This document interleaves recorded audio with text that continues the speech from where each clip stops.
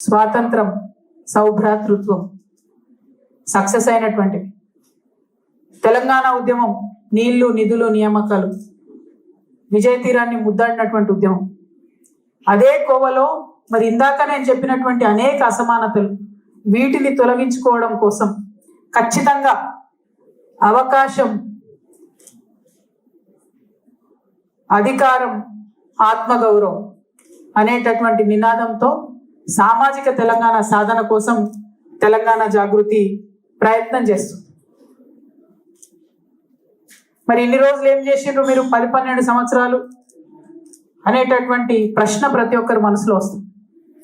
ఈ 10-12 సంవత్సరాల్లో కూడా ఖచ్చితంగా ప్రతి ఒక్కరికి ఒక సేఫ్టీ నెట్ రావాలి. కనీసం 3 పూటల తినేటటువంటి పరిస్థితి ఉండాలి. అది పెన్షన్ పెట్టుకున్నా, సాగునీటి కార్యక్రమాలు చేసినా, ఇంటింటికి నల్లబెట్టించి నీళ్ళు ఇచ్చే కార్యక్రమాలు చేసినా,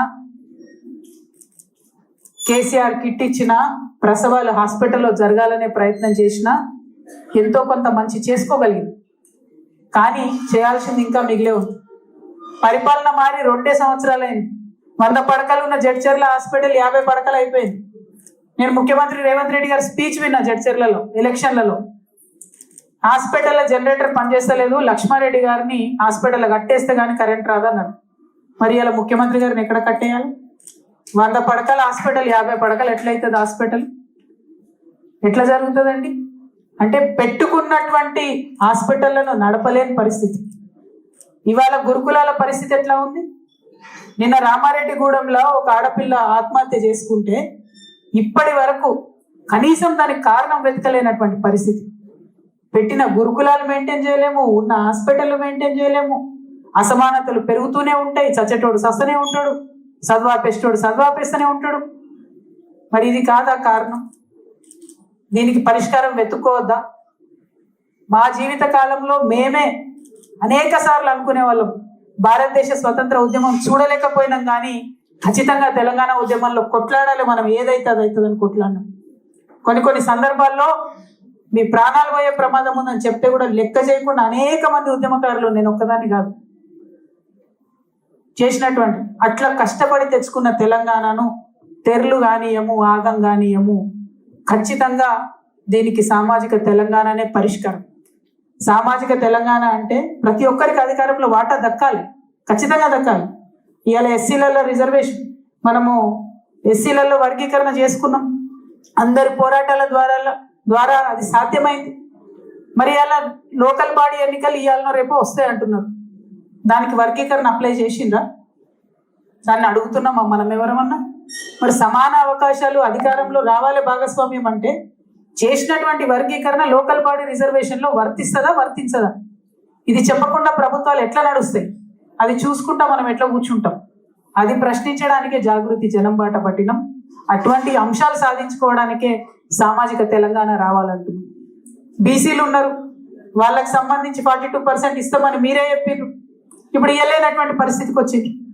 మరి రావద్దా? బీసీలకు అధికారంలో వాటా రావద్దా? దాని గురించి ప్రశ్నించొద్దా? అది సాధించడానికే ఇవాళ సామాజిక తెలంగాణ సాధిద్దామని చెప్తా ఉన్నాం. అగ్రవర్ణాలు ఉన్నారు, వాళ్ళల్లో కూడా పేదోళ్ళు ఉన్నారు, వాళ్ళల్లో కూడా కొన్ని వర్గాలు ఉన్నాయి, వారికి అధికారం రాలేదు.